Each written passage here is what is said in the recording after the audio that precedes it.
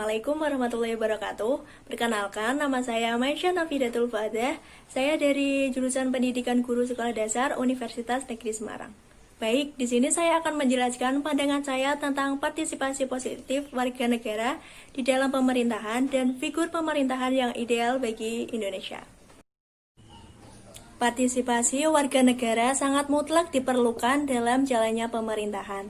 Partisipasi secara dua arah diperlukan agar jaminan keadilan dapat berjalan dengan efektif. Partisipasi positif warga negara dalam upaya peningkatan jaminan keadilan dapat kita lakukan dengan melakukan cara-cara berikut. Yang pertama, menaati setiap peraturan yang berlaku di negara Republik Indonesia. Yang kedua, menghormati setiap keputusan hukum yang dibuat oleh lembaga peradilan. Yang ketiga, memberikan pengawasan terhadap jalannya proses-proses hukum yang sedang berlangsung. Yang keempat, memberikan dukungan terhadap pemerintah dalam upaya meningkatkan jaminan keadilan. Dan yang terakhir, memahami dan menghormati hak dan kewajiban setiap warga negara. Dengan adanya partisipasi warga negara dalam meningkatkan jaminan keadilan, diharapkan rasa keadilan dapat benar-benar dirasakan oleh warga negara sehingga memberikan dampak positif bagi kesejahteraan. Selanjutnya, di tengah isu korupsi yang melibatkan beberapa menteri di pemerintahan saat ini, kita memerlukan figur pemerintahan yang ideal bagi negara Indonesia. Di antaranya adalah yang pertama, perlu adanya aparat penegak hukum yang adil. Kasus korupsi sudah sering terdengar di telinga kita.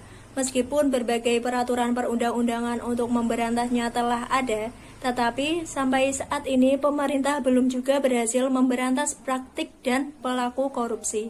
Dan yang paling membuat kita prihatin adalah penegakan hukum tentang praktik korupsi ini terkesan tidak adil.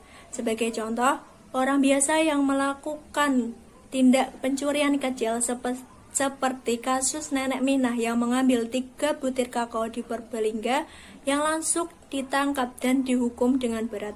Sedangkan seorang pejabat negara yang melakukan korupsi uang miliaran rupiah milik negara dapat berkeliaran dengan bebas. Kasus hukum dengan tersangka dan terdakwa orang-orang yang memiliki kekuasaan, jabatan, dan nama. Proses hukum yang dijalankan begitu berbelit-belit dan menunda-nunda.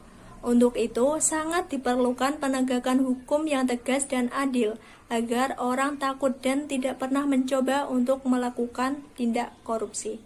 Yang kedua, perlu adanya transparansi atau keterbukaan.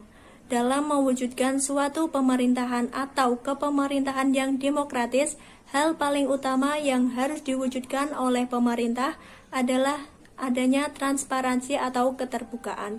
Berbagai informasi harus disajikan secara memadai dan mudah dimengerti sehingga dapat digunakan sebagai alat monitoring dan evaluasi. Kepemerintahan yang tidak transparan, cepat atau lambat cenderung akan menuju ke pemerintahan yang korup, otoriter, atau diktator. Sikap terbuka dapat ditunjukkan dengan dukungan pemerintah terhadap kebebasan pers. Dengan adanya kebebasan pers, diharapkan akses informasi warga negara terhadap penyelenggaraan pemerintahan semakin memadai.